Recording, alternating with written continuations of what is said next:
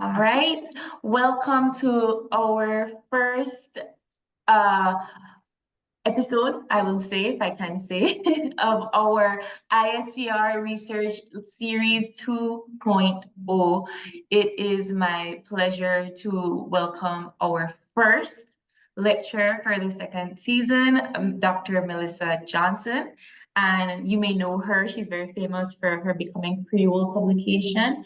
And I'm so excited for this particular article that she will be presenting on today. Before I introduce Dr. Johnson, I would like to welcome Director Rolando Cocom from the Institute for Social and Cultural Research for some welcoming remarks. Director Cocom. Thank you, April, and thank you to all our colleagues and friends joining us on this call. Really, this space is yours. It is ours, a space for us to discuss, reflect, to hear about the latest ideas, findings, and experiments in our thoughts and outcomes of being at the archives or being in our communities and learning from our colleagues in the field, from their experiences, and to begin to forge new ideas and how we could reinterpret history and reinterpret our social and cultural realities. I am Rolando Cocom, and it's my pleasure as well to be able to lead this wonderful team that we have at ISCR in ensuring that we have more access to information and to resources. At this point in the calendar season, we're also glad that Dr. Johnson is able to deliver this presentation because it aligns to the movement as we see it in the celebration or observation of emancipation, which was legally achieved in 1838. But emancipation, as Dr. Johnson will expound upon, is very precarious, is very tenuous, and it exists prior to 1838, and even after 1838, there was no major widely social reform after 1838 or even after 1834. But these are dates for reflection and retrospection, and so we use these as opportunities for public history and for public engagement. And we are very happy as well that there's so many of you working in different disciplines that are seeking to understand Belize's reality and to sort of reimagine futures together. And so we're excited about that. One of ISCR's role is to approve and catalog research that includes interviews with Belizeans or research among human subjects, to use the empiricist language. And therefore, we have that obligation to be able to also disseminate this research. And Dr. Johnson, you, among other colleagues here on this call, have been very supportive to the work of NICH and to the work of ISCR, and always being willing to share what you have learned and being willing to share records that you encounter from Belize archives, but also from other archives that you are visiting, because as we know, the limited collection that we have at archives, as valuable as it is, has also experienced a lot of issues in terms of fires and floods and damages, and also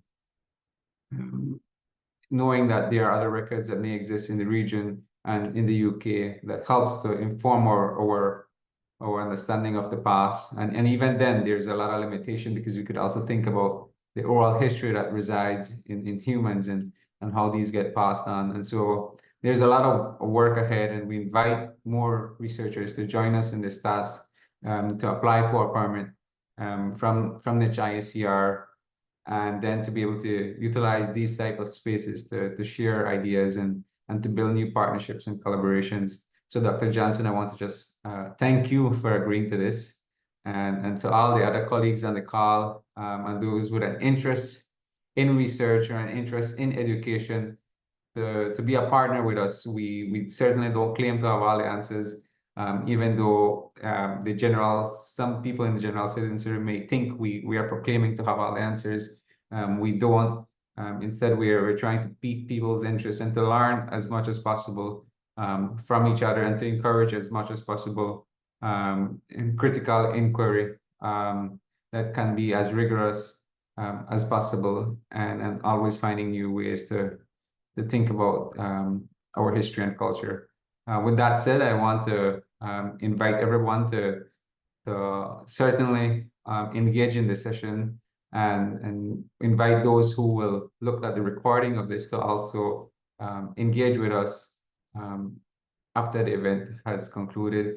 And if you're in Belize City on 1st of August, to join us for the official state ceremony at the House of Culture in Belize City, and then in the afternoon from midday up to about 4 p.m. in our case at the Yabra Green / Isaiah Mortar Square in Belize City, where we will also be celebrating with the community and with other cultural practitioners the rich African culture and heritage that we share in Belize.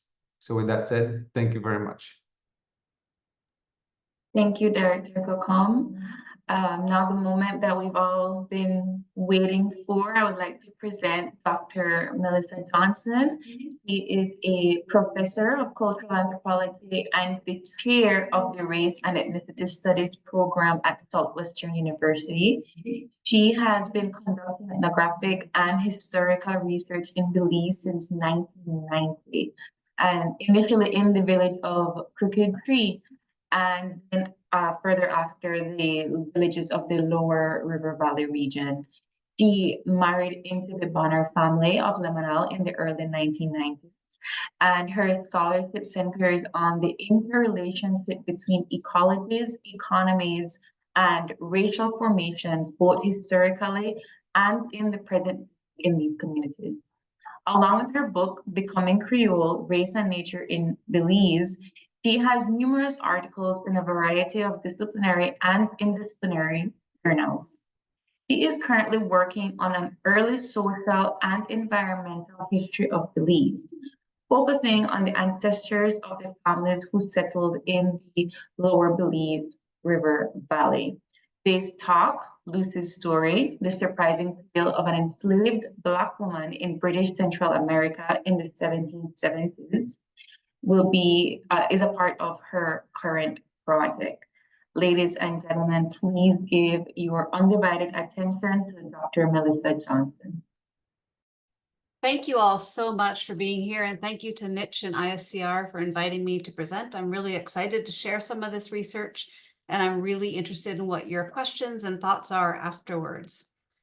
This is the story of Lucy Partridge, an enslaved Black woman living on the Mosquito Shore in the late 1700s, who appears a surprising 40 times in archival records. I first encountered her accidentally. I have been researching the social and environmental history of the Belizean Creole family I married into, and the communities that have been my research focus for the past 30 years. Mary Alpuche, archives officer at the Belize Archives and Records Service, suggested I look at records from the Mosquito Shore. Before I go further, I want to acknowledge the people who have helped me understand Belize and its early history. My husband, Elric Bonner, and his siblings, all the children of the late Alfred and Lillian Bonner of Lemanal. The people of Crooked Tree, I get a little emotional, isn't it?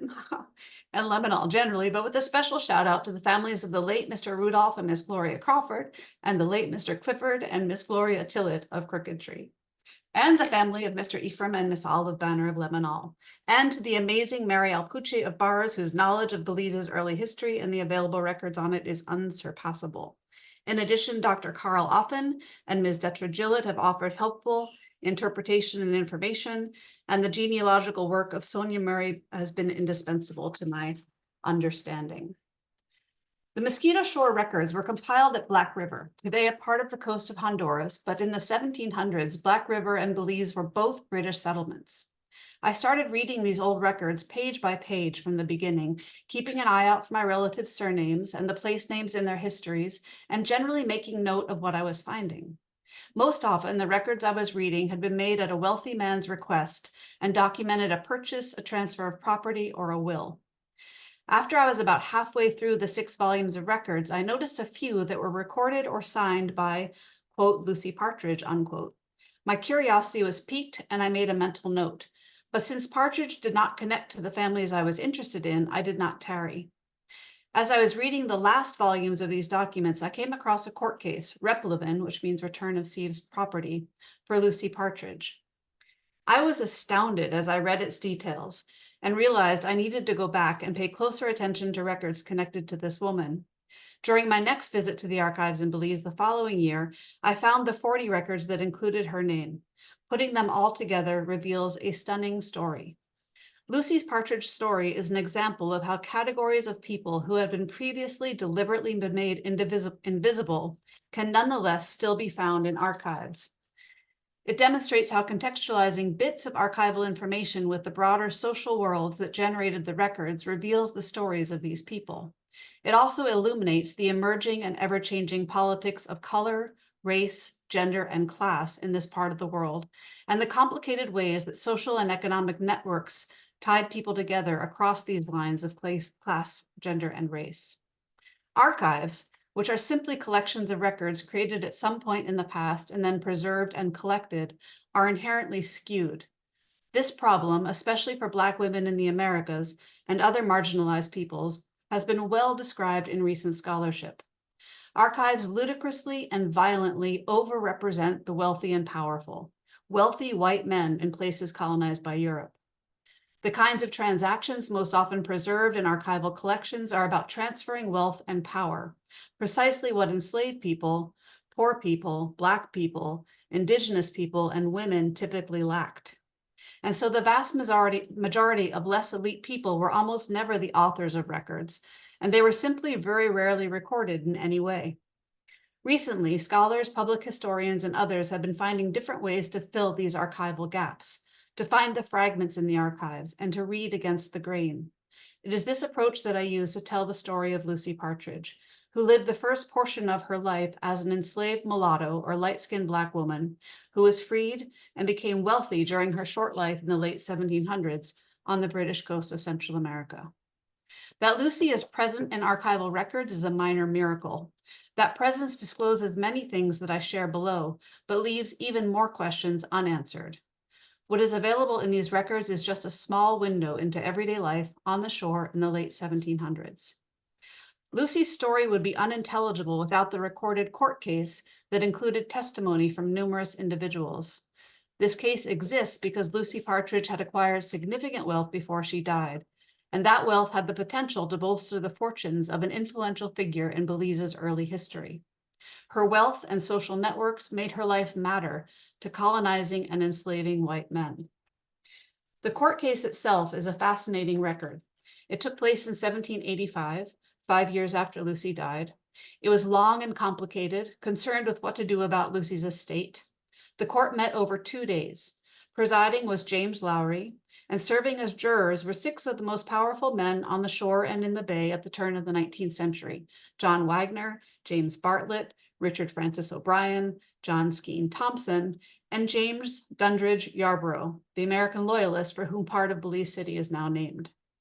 For 2 full days, their attention was focused on the life and status of Lucy Partridge. The case had 2 parts.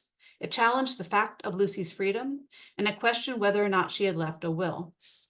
Aaron Young, who became a magistrate, a notorious one, in the early 1800s in Belize, tried to prove she was free and that she had left her estate to Daniel Young, because Daniel Young then left his estate to his friend, quote unquote, Aaron Young.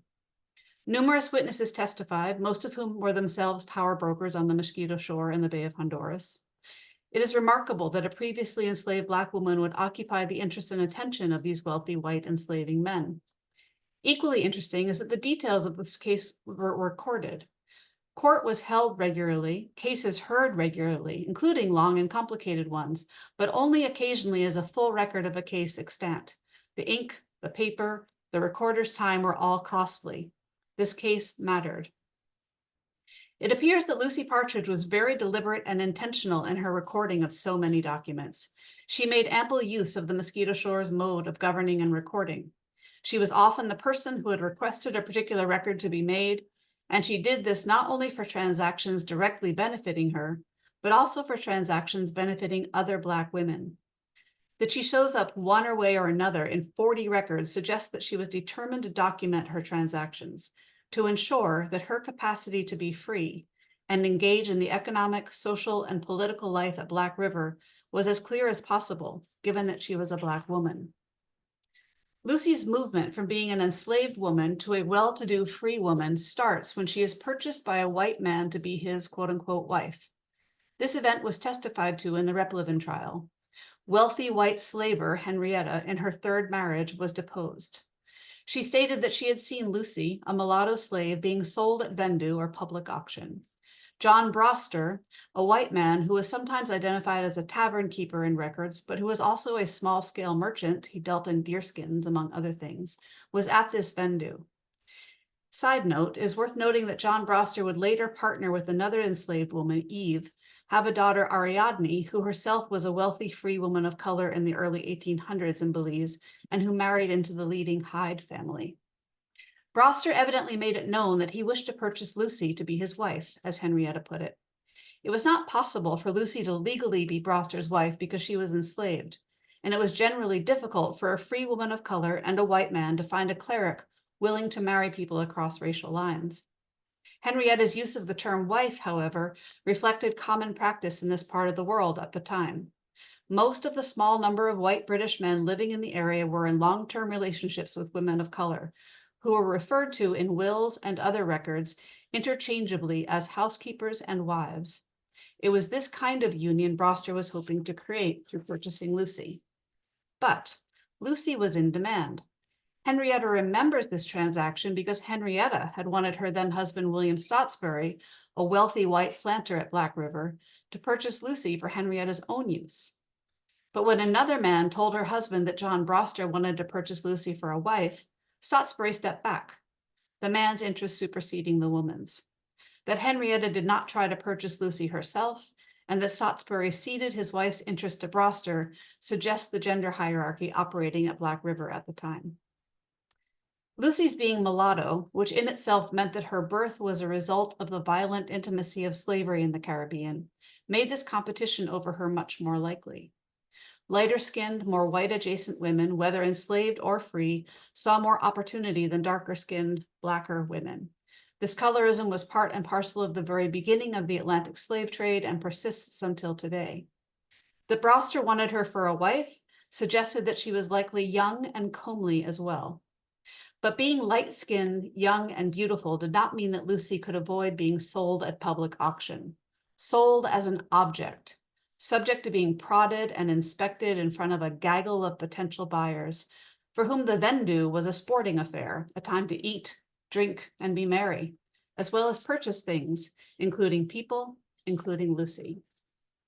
Sometime after Broster purchased her, probably within at most a few years, Broster officially manumitted Lucy. Henrietta testified to this and noted that she was aware that Broster had paid to have the manumission recorded. But this manumission paper was lost, like many records in this part of the world at the time. Indeed, the whole record book in which it had been written went missing, as Captain James Hoy, a white British Army lieutenant, testified. Hoy also recalled that Broster paid yet again to have the manumission recorded. It is highly likely that Broster did this at Lucy's behest. Lucy knew well how tenuous freedom for a woman of color could be in the 1700s. This story of Lucy's purchase and emancipation as John Broster's wife reveals the details of how race, color, gender, enslavement, and manumission all worked on the shore in the 1770s. Lucy's light skin color likely enabled her to make use of this particular pathway that led to emancipation. Her emancipation was always precarious, only ensured if there was a record proving it, and this pathway required her to become a wife of John Broster. There is no way to know how she felt about that. It was not unusual for slavers to manumit the women who became their wives, although more often this was done when these women were old or after their owners' deaths. It was, however, unusual for those manumitted women to start wheeling and dealing as Lucy did. Starting in 1770, Lucy became very active in the affairs of the shore and began to become a wealthy woman. The records of Lucy's transactions reveal that she was situated in a complex network of economic and social relations, and through these she connected to a variety of persons and a variety of significant events and social dramas in this part of the world. This social and economic network also spanned across the Atlantic world and illustrates how in the 1700s, people lived trans-imperially, transatlantically, and across places in the Caribbean like Belize, the Mosquito Shore, and Roatan. According to the records available, the first transfer of property to Lucy was made by the will of, quote, Free Betty, unquote, in March of 1770. Free Betty, who because she was a free Black woman must specify in this document not only that she was free, but also who her former owner was, a Mr. Surley, appointed Lucy as her executor and left to Lucy part of, quote, whatever she may possess, close quote. That this was the first mention of Lucy is fitting. Lucy's story is particularly interesting for how it reveals the ways that previously enslaved Black women on the shore and bay, just like elsewhere in the Atlantic world, looked out for and helped build up one another. And I will show how Lucy herself did this later. In her will, Free Betty identified Lucy as her, quote, friend, the housekeeper of John Broster, close quote, and gave her one enslaved person, an Indian boy named Jack. When I first read of transactions like these, I was startled. Wouldn't Lucy and Free Betty, for that matter, have wanted nothing at all to do with this hideous institution that limited their own lives? But a close look at the records of economic transactions on the shore makes it clear that enslaved people were a very safe way, perhaps the only safe way, for people to transfer wealth to one another, and to transfer wealth that will grow. Betty giving Lucy Jack ensures this value for Lucy, ensures that Lucy might be able to have more control over her own life, more freedom. Lucy's ability to live as a free Black woman is predicated on how much wealth she has, and her ability to shape life on the shore for others will only increase as she accumulates more wealth. Lucy received property next from her former owner, now household partner, Broster, whose first gift was a Negro wench, a teenage girl, Jenny, in December of 1770.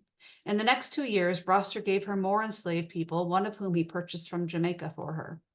Then, in January of 1773, Broster sold to Lucy at what appears to be a somewhat discounted price, a plantation, or a plot of land on which to grow subsistence crops or crops for local exchange, complete with an enslaved Negro watchman, and a house lot in the town of Black River, adjacent to a prominent white family. Sometime in this same year, Broster and Lucy parted.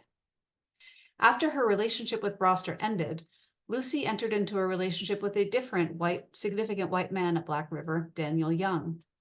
Young first shows up in shore records listed as a mariner, racialization unspecified, meaning that he is white. As a mariner, he provided services for people, moving cattle and large numbers of enslaved people, among other things. In some records, he is listed as a merchant. But more significantly for the story of the bay and shore overall, he had a connection to Aaron Young, a man who appeared not to be his kin despite the shared surname. Aaron was Daniel's good friend, as Daniel specified in his will, and Daniel bequeathed all of his possessions to Aaron Young upon his death in 1784. Aaron Young went on to become the magistrate in Belize's early history who got into a fracas with a free man of color, Joshua Jones, over Joshua Jones being awarded a house lot in Belize City in the same manner that white men were awarded house lots. Aaron Young saw this as an affront to the respectability of the social hierarchy that placed white people above people of color. Joshua Jones pushed back, and the ensuing altercation ultimately led to wealthy white woodcutters and merchants of Belize forcing the removal of Edward Despard as superintendent of the settlement of Belize. Edward Despard's biography is itself fascinating. He took the unusual step of marrying a woman of color from Jamaica in the 1770s, Catherine, whose mother, Sarah Gordon, bequeathed to Catherine in 1799 for enslaved people. And he advocated for people of color and those of lesser means against the white capitalist class in his work as superintendent. This sensibility of aligning with the working classes and people of color led to he and Catherine being involved in political work after his removal to London. Consequently, he was charged with treason and hung to death by King George in 1803. But back to 25 years before then. Daniel Young and Lucy Partridge entered into a formal partnership in 1775, giving half ownership to each other of a large amount of property. Daniel gave to Lucy half ownership of 6 Negro and 2 Indian enslaved people. Tellingly, Lucy did not give Daniel half ownership of the enslaved people she owned, but instead she gave him half ownership of the real estate she had purchased from John Broster, the house lot in the town at Black River and her land at Johnson's Creek. After this, Partridge and Young continued to add to their estate. 5 more enslaved people and several lots of land were recorded. The transactions continued into 1780, the year that Lucy traveled, quote, to the islands in a bad state of health from whence she never returned, close quote. Lucy died in Roatan. 4 years later, Daniel Young died at Black River. During the 12 or so years that archival records detail her activity on the shore, Lucy was involved with 27 transactions involving enslaved people, sometimes leading to manumission, but more often than not, it appears that she was amassing wealth and thereby acquiring status. Through the course of these transactions, she engaged with a wide array of types of people, including the children of William Pitt, the wealthiest man on the shore, other wealthy white slave traders like Peter Wade, about whom more below, free people of color, and manumitted Black women. Lucy's engagements with Peter Wade exemplify her connections to faraway places and the social dramas that animated life on the shore, and they reveal details of the socioeconomic and ecological dimensions of everyday life in this place. Peter Wade was a ship captain and the forefather of the Wade family in Belize today. He regularly plied the waters between Jamaica, Black River, the Bay of Honduras, and Britain.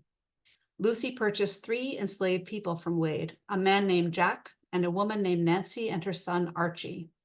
These transactions occurred about a year apart. When Lucy purchased Jack, the agreement allowed her to pay in either cash or sarsaparilla over a number of months. Sarsaparilla was one of the most important exports from the shore. It was a vine, and its bark and root were valued for their medicinal properties, for treating a wide variety of illnesses, including syphilis. It was not cultivated, but rather gathered from the wild. Did Lucy use the enslaved Indian boy Jack to collect sarsaparilla in order to complete the purchase? Or did Lucy complete the purchase in cash, acquiring the cash by some other means? That sarsaparilla and cash could be interchangeable shows some of the flexibility and variability of the shore economy. Additionally, Wade hailed from Bristol, England, a place to which numerous people involved with Belize and Black River had ties. Markedly, it was home to William Flowers, famous for being the owner of the Flowers Negroes.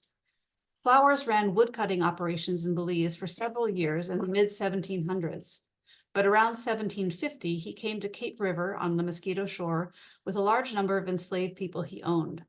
He then departed for Britain, leaving his quote-unquote Negroes in the care of another white settler, with instructions that they should live free until he returned. Years later, a different white settler, Perkins, took notice of all of these free-living quote-unquote Negroes and sent proposals to Flowers to purchase them. Flowers, in his old age, changed his mind about his Negroes' freedom and agreed to sell the ones who had been born since Flowers left the shore. But when Perkins tried to get these previously enslaved individuals into his possession, they refused and stated they would never serve Perkins. Perkins died shortly thereafter. Flowers died several years later, and his Negroes on the Mosquito Shore were listed as property for sale at his estate sale in Bristol. Peter Wade brokered a purchase of these Negroes and tried unsuccessfully to acquire them when he arrived again at Black River in the 1780s, around the same time that Daniel Young died, at which point he turned the sale over to Richard Francis O'Brien. The magistrates adjudicated the situation.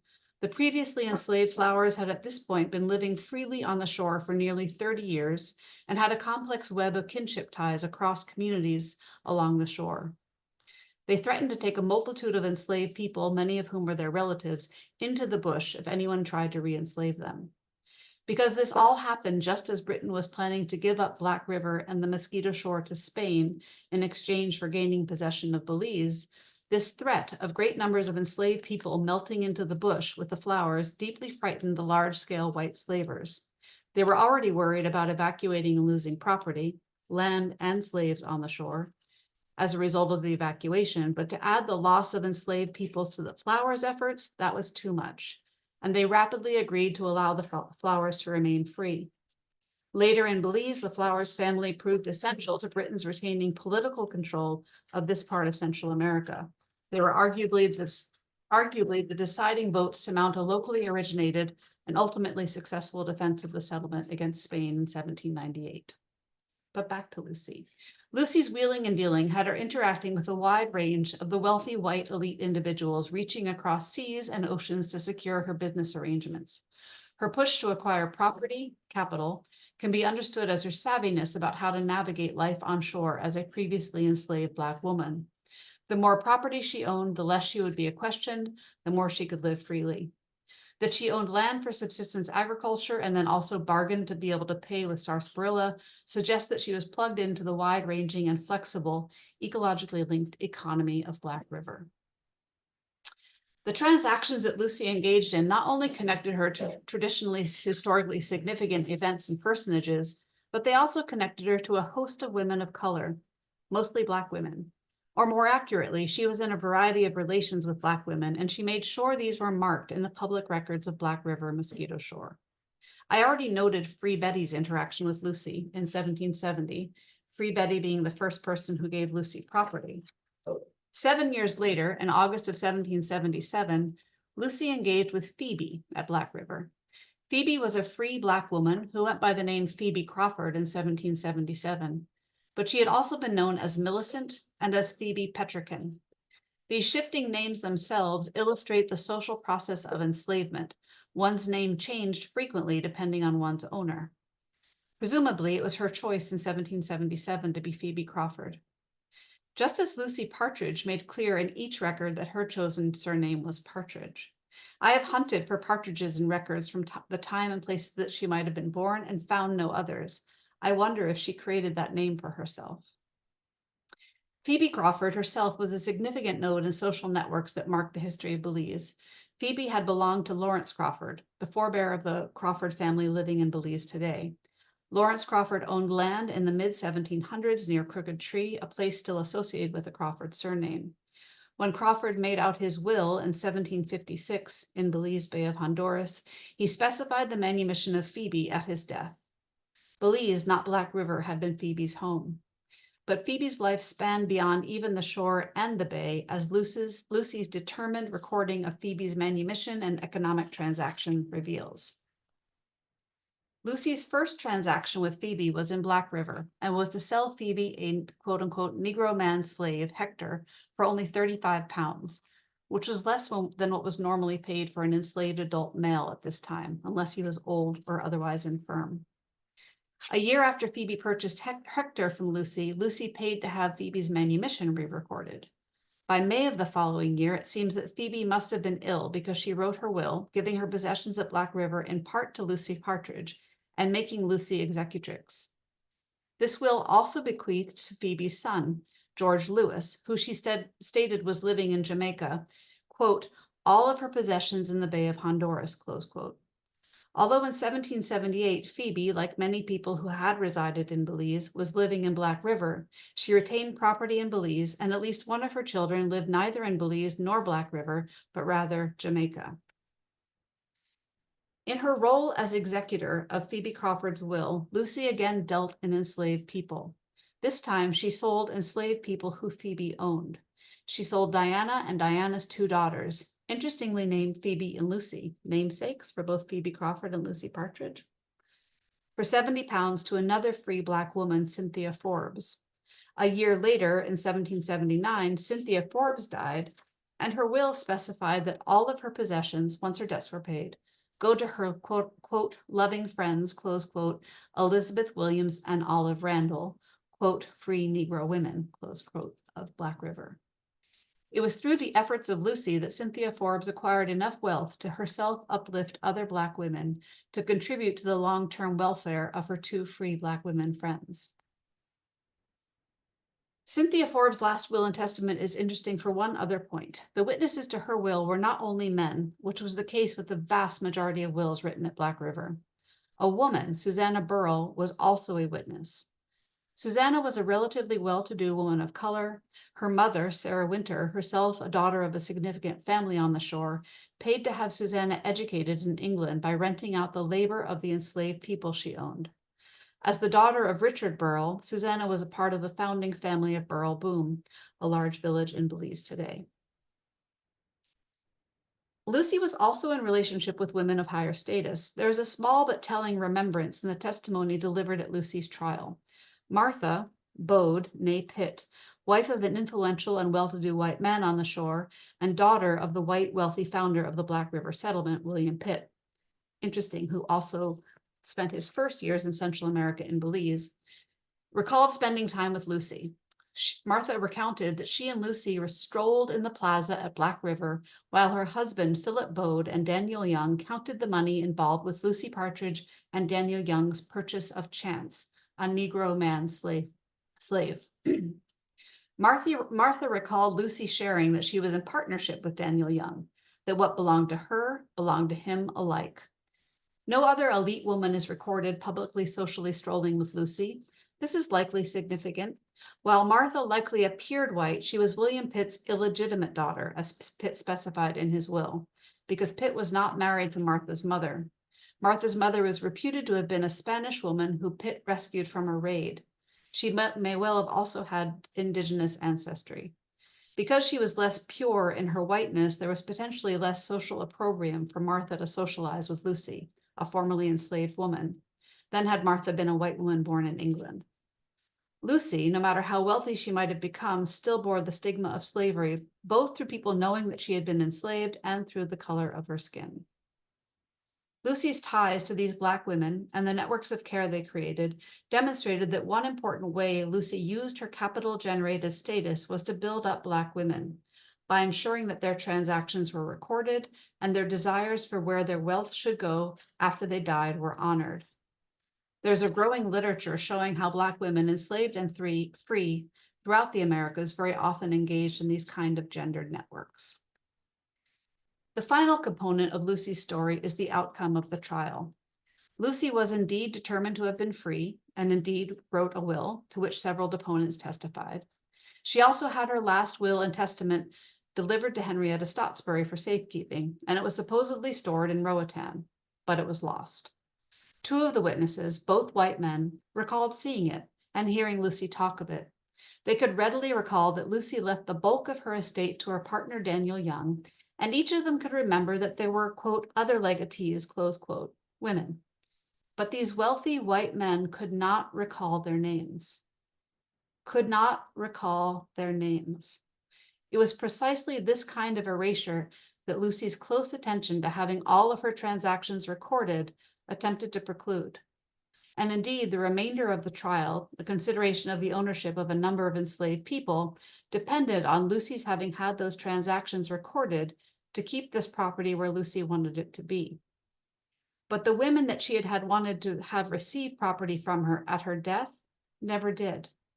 And in the end, Daniel Young, a white man, received all, structurally re-encoding the stickiness of whiteness, masculinity, and wealth, despite Lucy's fastidiousness with using the public record. The story of Lucy Partridge yields insight into how gender, color, race, wealth, and slavery intersected on the Mosquito Shore in the Bay of Honduras. It also suggests that close readings of archival materials can yield information about marginalized peoples. A previously enslaved Black woman became a significant economic player in this world, using the acquisition of property to ensure that she could live freely. But she only became free because a white man purchased her to be his wife. She also used her capacities and resources assisting other free Black women. The social and economic networks that knit people together at this point in time in British Central America extended across lines of class and race and tied people together in complicated ways. And these networks also pulled together a host of places, not only at Black River and the other smaller communities adjacent to it on the Mosquito Shore, but also in the settlement at Belize, up the rivers and creeks of that settlement, ports in England, and places like Roatan and Jamaica. People who, quote unquote, lived at Black River were denizens of the Atlantic world. Lucy's transactions also show how a variety of components of the natural world were part of the social and economic systems at Black River, and her untimely death illustrates the role that disease likely also played here. But in the end, the final outcome of her trial, it also shows how readily whiteness, masculinity, and wealth stick together and reproduce the gender, class, and color hierarchy. And that is it. I'm ready for questions. Thank you. Thank you so much, Dr. Johnson. I have to say, while you were reading and we're kind of doing this campaign and creating certain infographics, certain graphics and so posters for Emancipation Day, we're combing through information, combing through records, and it is rare that we have these types of informations posted. You know, we post a lot about the struggle, we post a lot about the brutality, we post a lot about the socio-political economic structure and all these foundations that led to Belize's colonial society, but we don't get stories like this shared. A strong, actually, I think, if I could say so myself, a woman that had to put herself through this particular structure in society in order to survive. This is a survivor's tale.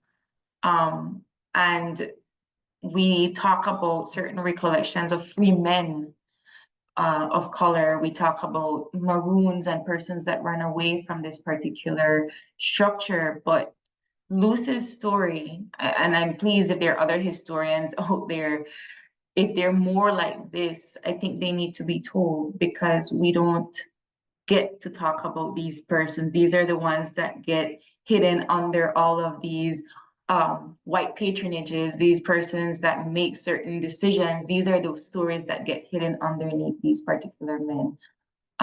So thank you so much for sharing this particular story and for your tremendous amount of research.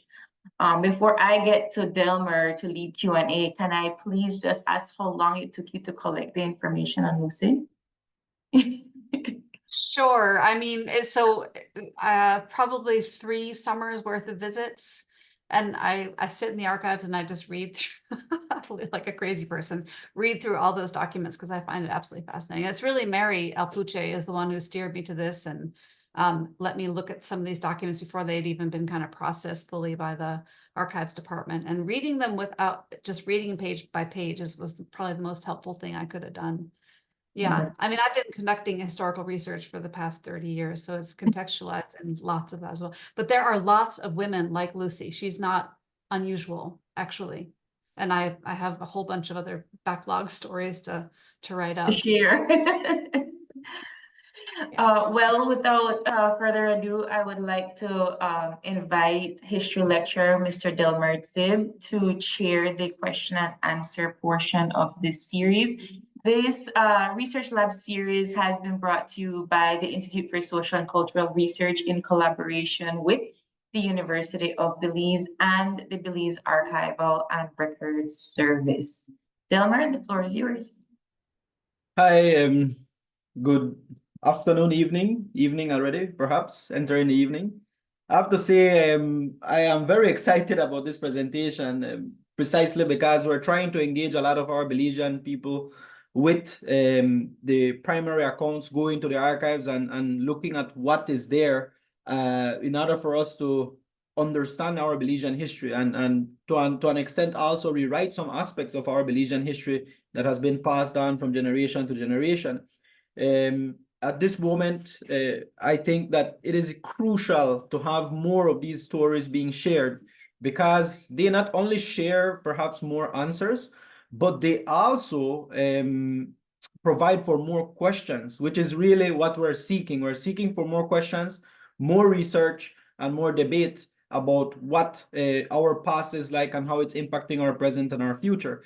So I see some hands up, and just to give some procedural guide, I should say, if you could raise your hand up, I'll call on you. You can put on your mic, and if you can, put on your camera as well. Kindly introduce yourself, and then you can proceed to ask your question. So I see John. You can go ahead, John.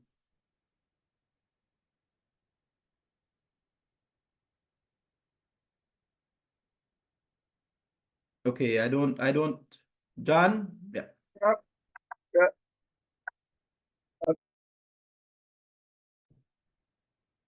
Okay, can you hear us now? Yes. Yes. Then go ahead. Yeah, so I'm John Searle. I'm the chairman of the village council at St. George's Key, and I find this whole talk very fascinating. And I commend Professor Johnson on all her research. And during this presentation, I just something came to my attention that John Broster, who purchased Lucy for a wife, is also the father of Ariadne Broster, who marries Hyde. Correct. And I was wondering, what connection do you see with Eve Broster, who is buried at St. George's Key? Because Right, the, right. the epitaph of Eve Broster says that this stone is erected to her memory by her disconsolate daughter Ariadne Broster, and this root stone, what few superb marbles can, may truly boast, here lies an honest woman. And so Eve was born in 1756 and I was buried at St. George's Key in 1821. So I was wondering what sort of insight you have into this connection here between Lucy and John Broster and Ariadne and Eve Broster. So Lucy died before John Broster and Eve hooked up, from what I can gather, if I'm remembering, because I've looked into this. I haven't like put all this together, but I remember having that question in my own head. Oh, like is that why he left Lucy? Did he like go to Eve because he left Lucy? But I don't think so. I think Lucy has died before John Broster hooks up with Eve. And with Eve, I don't know what exactly happened, but he did not free Eve. His Ariadne freed Eve. Although I think in John Broster's will, there was some stipulation that he suggested that his daughter free their mother, but it wasn't like, it was only if she behaved or sort of that kind of thing, which is quite a common actually thing in wills. But so what's interesting to me about John Broster, though, is that he ended up setting up the wealth of two women of color. And so he must have been a different kind of person, I'm thinking, to have played that kind of role for two different women. And he and Lucy and Daniel Young have some dealings. I didn't talk about this, but they have an economic exchange after like in 1775 or something, a couple of years after he'd split up with Lucy. So they were still friends if they were engaging with one another. So yeah, he's an interesting character. Yeah, well, thank you very much for that. I don't think he was super elite. That's the other thing too. He was not a mover and shaker. He was not one of the persons who wanted to call himself a principal inhabitant. He wasn't not trying to be a jurist. He just was doing his own thing, running a tavern and small scale merchant trading deerskins and stuff. Well, thank you. One other question, if I'm allowed. Yeah, sure, you can go ahead. So I always have this question in my mind, because another person who is buried at St. George's Key is James Bartlett. And I see that I have this in my mind that somehow he is connected into the Hyde family, because I see the Hyde family always use Bartlett as a middle name for a lot of their ancestors. So do you know of any connection there? I mean, Bartlett and Hyde is definitely like, those aren't family names that I follow, but that's definitely a company. They do things together. So they probably are, there's probably an intermarriage somewhere there. There's probably someone's sister married someone's brother sort of thing, but I don't know for sure. All right. Well, thank you very much. Yeah. Okay, thank you. We have now some comments and I believe a question. I'm not sure if it's a question or a comment from Dr. David Gomez. So you can proceed, Doc. Hi, Dr. Melissa. Thank you very much for that very fascinating presentation. One that I saw last year. I really like that you have ventilated the whole issue of the role of freed Blacks in the early society of British Honduras, which later became Belize. I am finding in related research that I'm doing that the freed Blacks played a critical role in Belize, actually, Britain actually declaring Belize a colony in 1862, and in the the next lecture in the series on revisioning Belizean history that will take place on the 7th of August. I'm going to present new information that I found with that as so I mean, I think there's a whole world of information out there, and I really love that this is one of the things, because it is becoming increasingly apparent to me that Belize was always a destination for freed blacks, and between 1836 and about 1841, there was about 485 slaves that freed from the US that were relocated, resettled in Belize. And that played a later role in President Abraham Lincoln actually looking and considering Belize a destination for the throngs of freed slaves that ended up in Freetown in Sierra Leone. But at one point, Belize was seriously being considered by Seward and President Lincoln as a destination for relocating any of the freed blacks. And when the British found out about Lincoln's plan, what they wanted to do was to act then to ensure that that Belize was, or British Honduras at the time, was a formal colony to make it. But I mean, there are other elements to it, but I really find your story extremely fascinating. I can't wait to read the book or the paper, whatever is coming forward about it. And I also saw that on the slide on Boral Boom, showing the boom. In the background is the picture of my family's house. So the white little bungalow sitting in the back is our family home. Nice. Thank you, Dr. Gomez. I notice Miss Melanie White has a question in the chat. I'm not sure if you would like me to read it, or would you like to ask the question directly to Dr. Johnson?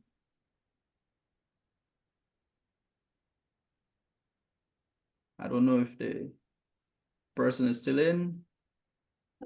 Okay, we read it. Okay. So the comment goes as follows. Thank you very much, Dr. Johnson, for this fascinating and very important talk. I'm also currently conducting research into enslaved women's lives on the Mosquito Shore and have had some good luck obtaining information via wills as well. However, I've had a hard time finding records after the evacuation of the shore, both in archives on the coast and in the UK National Archives. I was wondering if, in your experience, the Belize National Archives would be the place to look for more records about slavery on the shore, especially in the early 1800s. Yes, absolutely. And so there are some records that haven't been, like, they're not necessarily fully available yet.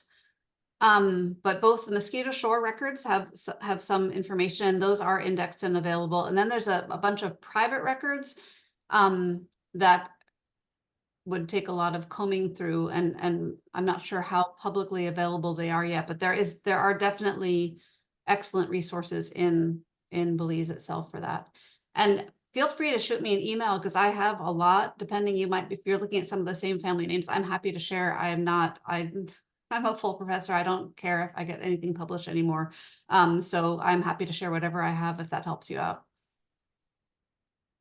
Okay, I believe we have perhaps time for one more question. Anybody else has any question before we conclude our presentation for today? This is so cool. Right?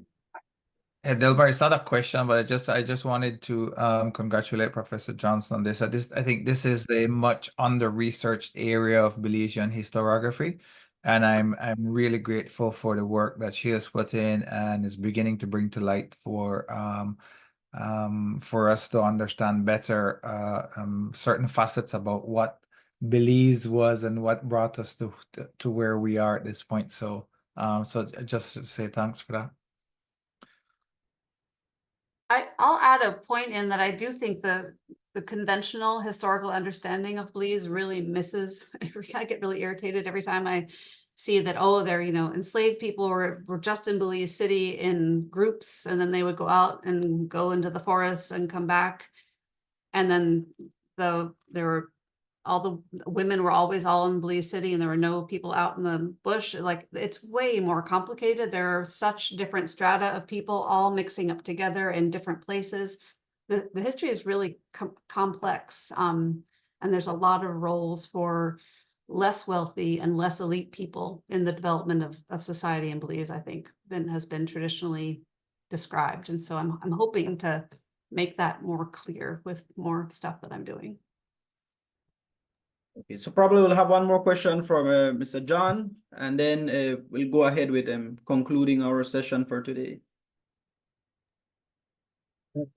Yes, Dr. Johnson, very early in your presentation, I think it was on the slide where you said Lucy accumulating.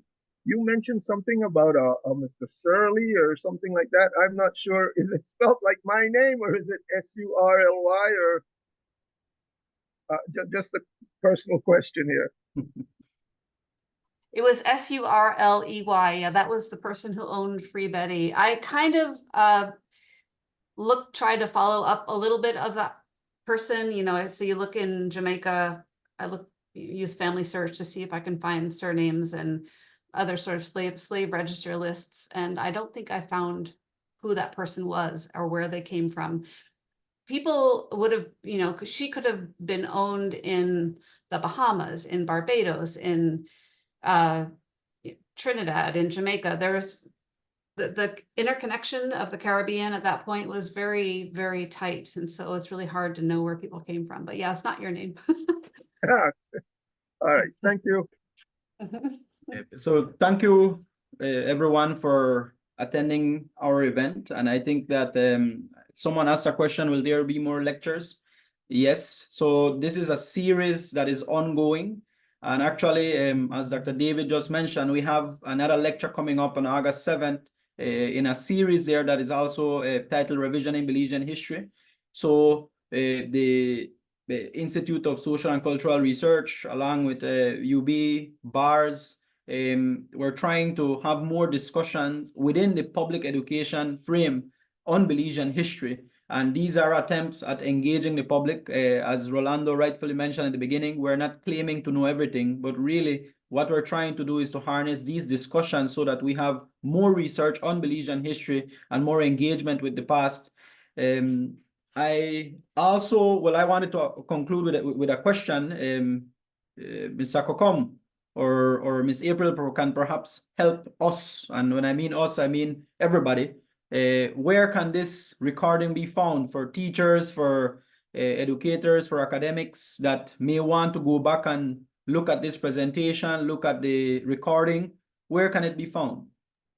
I think I can take this one. So we are going to have all of our research lab series from past and this one on our YouTube channel at the Institute for Social and Research YouTube page. And we are going to be scheduling every final week for the remainder of the year, every final week of the month, for the remainder of the year, a lecture. So outside of Dr. Gomez's lecture, we're going to also have another lecture scheduled for the end of August, end of September, October, and so forth. So just look out for our flyers, register, attend, and come with your questions. I would also like to reiterate that this particular article from Dr. Johnson is available in the description. So when you clicked for the Zoom link for this particular lecture, there was a link to also download her article. And of course, her book, Becoming Creole, is available at most of the public libraries in Belize and on Amazon. Did I miss out anything else, Dr. Johnson? Okay. Delmer, if I could close off the Q&A. Yes, All right. And of course, Dr. Johnson has also shared with us her email address. If you all have any more questions, if you all would like to gather some more data from her particular research, her email address is in the chat box. Thank you all so much for joining us on this lovely Wednesday afternoon. The recording will be shared on YouTube as soon as possible, and look out for more of our social media campaign ads on the Institute for Social and Cultural Research Facebook and Instagram page. Have a good evening, everybody. Thank you. Thank you, Dr. Johnson. Thank you, everyone. Thank you very much for letting me speak. Thank you.